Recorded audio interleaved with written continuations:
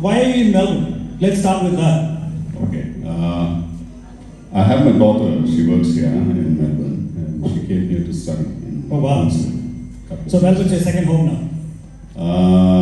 It's probably my destination to come and visit my daughter. Absolutely. Definitely not my second home. Yeah. So you see, we've been watching you on Instagram, Yeah, I'm basically very away from social media. You'll actually not find me anywhere. Instagram is purely because my daughter's been forcing me that at least somewhere you need to be, in terms of presence. Yeah, absolutely. So she's been the one who's doing all this, asking me to walk left, right, walk on the footpaths, cross the signal lights. I'm sure she's been blessing you as well. Yeah, absolutely. Yes. My daughter does it too, so yeah. Can't live without a daughter. Yeah. So how many, you got one daughter? Yes, I have one daughter. One daughter, beautiful. So coming back to the movies, right?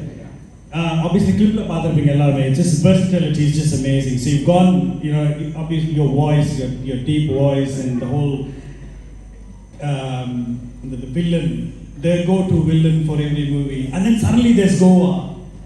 How? I mean, I have to start with Goa. There's no other topic for me to start with. It has to start with Goa. So I've been thinking, every time when I meet him, I'm going to talk about Goa.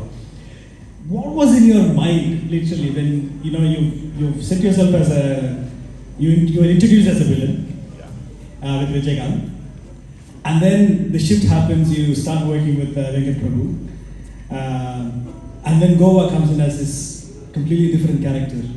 How did you take it? What was going through in your head as an establishing, coming into the industry?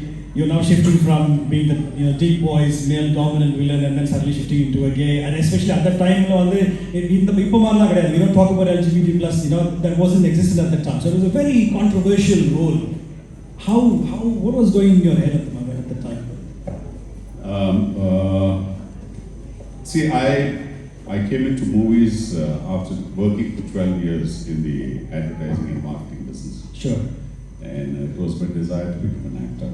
And once you come from a typical, army background kind of a home, mother's perception towards cinema is like, cinema yaru povan, arivu illadhavan, padippu theriyadhavan, urupadavan, valu vetti theriyadhu. Ipdi irukka vanda cinema ku povan solli she made sure nenu cheppindi ente pani paatu lenevadu, chaduvu lenevadu, ilanti vadu. ಕೆಲಸ ಕಾರ್ಯ ಗೊತ್ತಿಲ್ಲದೆ ಓದಿಲ್ಲದೆ ಇಂಥವರೇ cinema ಹೋಗೋದು. So it took me 12 years to actually take the plunge. So, when I used to work, I worked for a brief period in Bombay, in India, and I was working with Tata Press. And one of my colleagues, I really don't know where he is, and I literally imitated him in Goa. Oh, wow. Because this is a story. What I'm talking to you is way back in '92, and it so happened that this guy used to be in the office, and like what you said, it was a taboo to speak about it. Absolutely, yes. It was just that I just noticed him, and I just went up. And you had to recall that person. Yeah, so I went up to him and I said, if you are gay, I'm fine with it, I'm totally okay with it. You don't, because he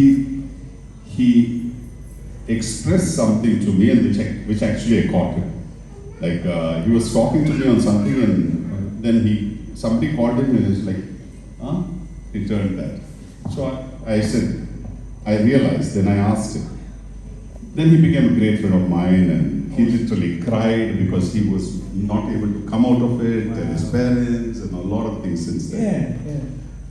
So when Goa script happened, incidentally, that script I had written many years before. Oh, it was your script? Yeah, I gave it to Prabhu because Prabhu gave me one of the super hit films for me, which changed my career, called Saroja. So Absolutely. Yeah, Saroja, so I told him, Adutha padam Goa pandan solli, and Prabhu had never visited Goa in his life, so he didn't know how Goa looked.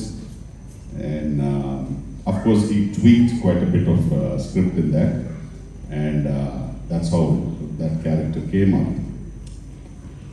For me, it was more, as an actor, it's a challenge. Oh, it's something. Definitely, yes.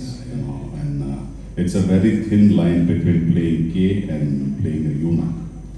There's a thin line. If you falter, you're bound to mess it up. Yes. So I was a little reluctant initially telling Prabhu, are you sure? But Prabhu basically believed in my craft and he said, I know you can deliver this and we'll keep this this way. You're more than delivered. That's one of my favorite. No, because where actually we realized that it was fine, that we were shooting, we were basically matching Goa's beaches in Langkawi in Malaysia. Mm-hmm. And we had the junior actors would come from Care to Langkawi Mm-hmm. to be part of this story.